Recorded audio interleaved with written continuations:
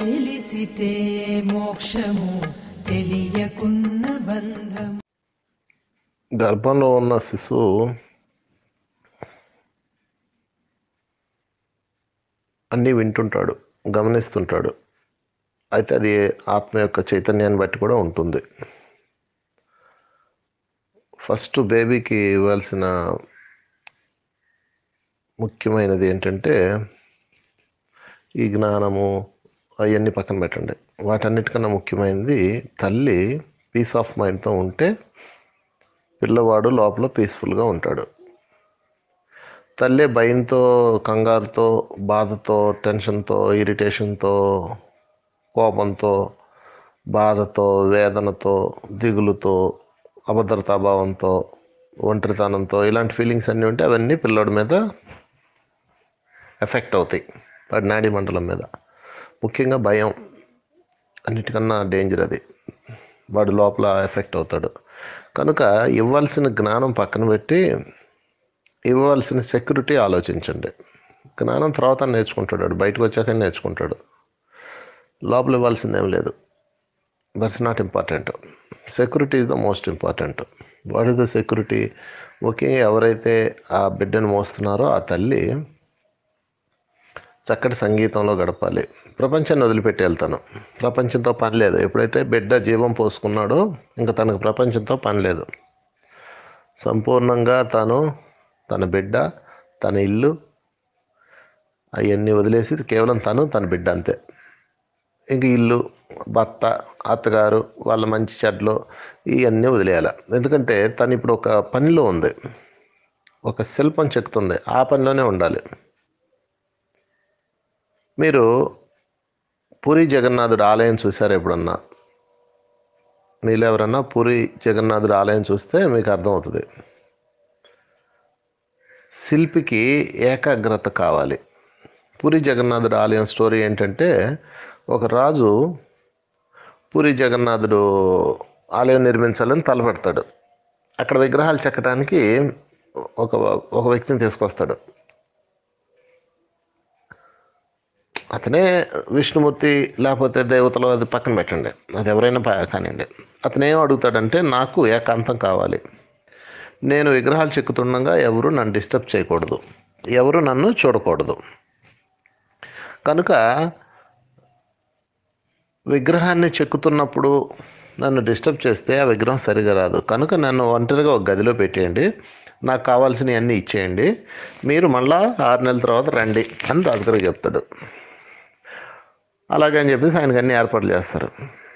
ఏర్పాట్లు చేసిన తర్వాత ఆయన చెక్కుతూ ఉంటాడు. లోపల నుంచి టిక్కు టక్కు టిక్కు టక్కు సౌండ్లు వస్తుంటాయి. ఆయన పనిలో ఉన్నాడని ఎవరు కదిలించరు. కానీ మనం ఆత్రం ఆపుకోలేం కదా, మూర్ఘశిఖామణులు కదా జనాలందరూ. ఆ రాజు ఇంకా పెద్ద మూర్ఘశిఖామణి. ఆయన వెళ్ళి మధ్యలో సౌండ్ రాదు అంటే ఆయన ఏదో పెయింట్ వేసుకుంటాం, లేకపోతే ఇంకోటి ఆయన పనిలో అని ఉంటాడు. ఆయన ఇచ్చిన టైం 6 నెలలు లేకపోతే కొంతకాలం, అది పూర్తి కాలేదు. కానీ వీళ్ళకి టెన్షన్ ఆగలేదు, లోపల ఏం జరుగుతుందో చూద్దామని చెప్పేసి మధ్యలో డోర్ తీస్తారు.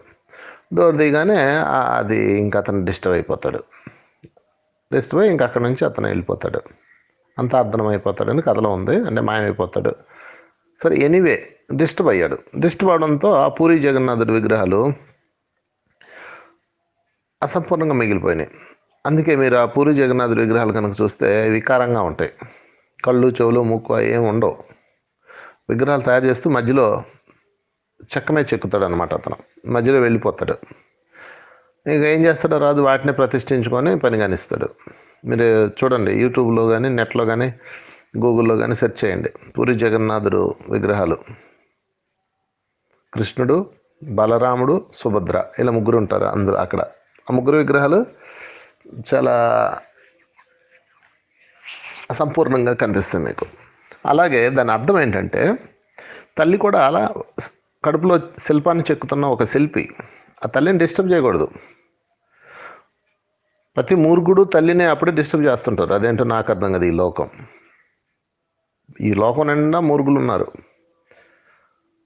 అత్త రూపంలోనో, భర్త రూపంలోనో, ఆడపడుచుల రూపంలోనో చుట్టూతో ఉంటారు. అయితే ఆ తల్లి తనని తాను ప్రొటెక్ట్ చేసుకోవాలి. వాళ్ళందరినీ మూర్ఖులు కాబట్టి వాళ్ళని ఏం చేయలేము ఇంకా. తల్లి మురుగురాలు కాదు కదా. అందుకని తల్లి ఏం చేయాలంటే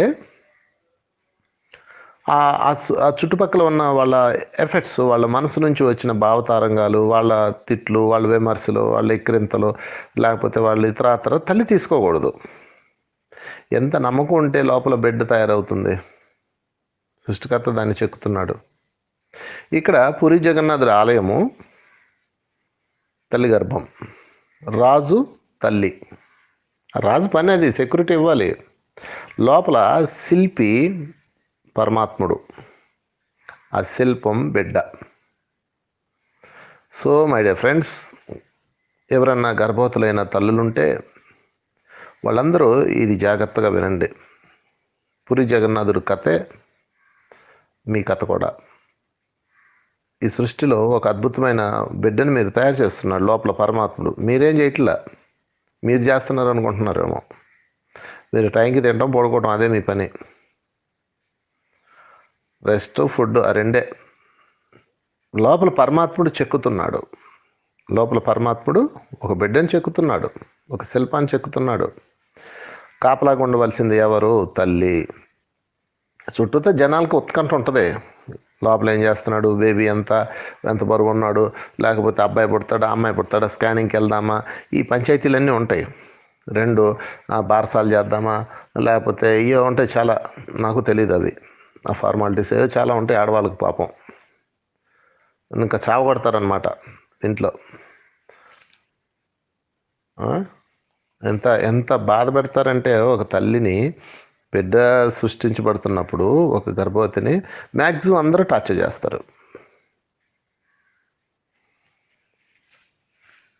దాంతో ఆ ప్రభావం అంతా తల్లి మీద పడుతుంది, ఆ లోపల ఉన్న శిల్పి మీద పడుతుంది. ఆ శిల్పి మీద అసంపూర్ణంగా ఉంటుంది. అందుకని పుట్టే బిడ్డలు ఆరోగ్యంతో పుట్టరు.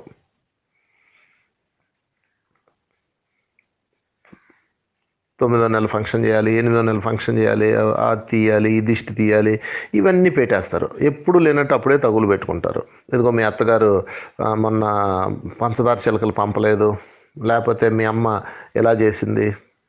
ఏమి పంచాయతీలు నడుస్తాయో వీళ్ళల్లో. ఆడపిల్ల పుడితే నేను చంపేస్తాను, మగపిల్లడు పుట్టాలి, ఏంటో ఏం చేతిలో ఉన్నట్టు. బేజం వేసినాడు వాడు, గర్భవతి ఈమె, ఇద్దరు పాత్రదారులే. ఆడపిల్ల పుడితే పాపం ఆ రోజుల్లో ఆడవాళ్ళకి ఆడపిల్లని కంటే పుట్టింటికి పంపించేవాళ్ళు. ఎంత హేయమైందో సమాజం. కనుక గర్భవతులైన స్త్రీలకి ఇవ్వాల్సింది, ఆ లోపల ఉన్న బిడ్డకి మీరేం చేయక్కర్లేదు, నథింగ్. వాడి దగ్గరికి దరిద్రం వెళ్లకుండా మీరు చూడాలి. ఇది మీరు చేయాల్సిందే. సో మై డియర్ ఫ్రెండ్స్, వాడికి సంగీతం పెట్టండి. చక్కగా సంగీతంలో ఉండాలి తల్లి ఎప్పుడు. పూరి జగన్నాథుడి ఆలయాన్ని సంరక్షించవలసిన రాజు సంరక్షించకపోగా ప్రజల ఉత్కంఠంతా తన మీద పెట్టుకొని తలుపులు తీస్తే ఆ విగ్రహాలు ఎలాగైతే పాడైపోయినాయో, అసంపూర్ణమైపోయినాయో, బిడ్డ విషయంలో కూడా ఇతరులకి రక్షణగా తల్లి నిలవాలి. ఈ ఇతరుల తాలూకా ఎమోషన్స్ నుంచి, ఇతరుల తాలూకా యాక్టివిటీస్ నుంచి, ఇతరుల తాలూకా చర్యల నుంచి తల్లి సంపూర్ణంగా రక్షణగా నిలబడాలి. ఇది గర్భవతులు తీసుకోవాల్సిన జాగ్రత్త. సమయానికి ఎక్కువ ధ్యానం చేయాలి, ఎక్కువ నిద్రపోవాలి. ధ్యానము, నిద్ర ఈ రెండిట్లోనే గడపాలి. కామెడీ ఛానల్స్ టీవీలో పెట్టుకొని చూడాలి. ఏడుపుగొట్టు సీరియల్స్ చూడకూడదు. తర్వాత చక్కటి సంగీతం, నిరంతరం సంగీతం, రాత్రి అంతా సంగీతం పెట్టుకోవాలి. తను నిద్రపోయేటప్పుడు కూడా గర్భవతులైన స్త్రీల గదిలో ఒక చిన్న బ్లూటూత్ ప్లేయర్ పెట్టి, దానిలో మెమరీ కార్డ్ పెట్టి, నెట్లో దొరుకుతాయి చక్కగా, ఆ సంగీతం అంతా పెట్టి అది వింటూ ఉండాలి. ఇది గర్భవతులైన తల్లులు, బిడ్డను సృష్టిస్తున్న తల్లులు తీసుకోవాల్సిన చర్యలు. ఆ స్త్రీకి అందరూ రక్షణగా నిలబడాలి. పంచాయతీలు అస్సలు పెట్టుకోకూడదు. సీతాదేవి లవకుశల్ని ఎక్కడ కన్నది? అంతఃపురంలో ఉంటే ఆ సీతాదేవిని నాశనం చేస్తారని, ఆ పుట్టే బిడ్డలు నాశనం చేస్తారని రాముడు చక్కగా ఆమెని ఎవడో ఏదో అన్నాడన్న నెపంతో, అడిగి పంపించాలన్న నెపంతో వాల్మీకి ఆశ్రమంలో పెట్టాడు. వాల్మీకి ఆశ్రమంలో చక్కగా ఆమె లవకుశల్ని కన్నది, ఇద్దరు అద్భుతమైన బిడ్డలను కన్నది. అలాగే మీరు కూడా వాల్మీకి ఆశ్రమంలా ఉండాలి. మీ ఇల్లు పంచాయతీ ఆఫీసులా ఉండకూడదు. ఇది గుర్తుపెట్టుకోండి దయచేసి. అప్పుడు ఒక అద్భుతమైన బిడ్డ భూమి మీదకి వస్తాడు. లేకపోతే రోగాలతో, రోస్టులతో, ఏడుపులతో, పెడబొబ్బలతో గడిపే పిల్లలు వస్తారు, అనారోగ్యంతో. వాళ్ళతో మీరు నానా బాధలు పడాలి.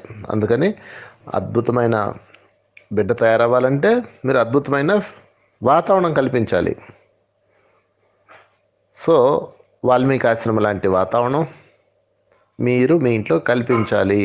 అప్పుడే మీకు లవకుశలు పుడతారు, లేదా లవుడో కుశుడో ఎవరో ఒకళ్ళు, ఇద్దరో ఒకళ్ళు, I don't know. So my dear friends, ఇది గర్భవతులు తీసుకోవాల్సిన జాగ్రత్తలు. Thank you very much. ఇంకా దీని మీద మీకు ఏమైనా సందేహాలు ఉంటే, ఇంకా తీసుకోవాల్సిన చర్యలు, ఆ బేబీతో కమ్యూనికేషను ఇలాంటివి కావాలంటే ధ్యాన మాతృత్వం అని మన పిఎస్ఎస్ఎం వాళ్ళలో ఒక విభాగం ఉంది, ధ్యాన మాతృత్వం. అది నెట్లోకి వెళ్ళి వెరిఫై చేసుకోండి.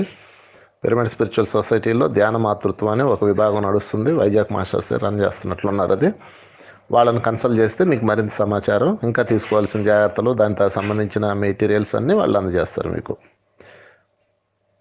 Anyway, thank you very much.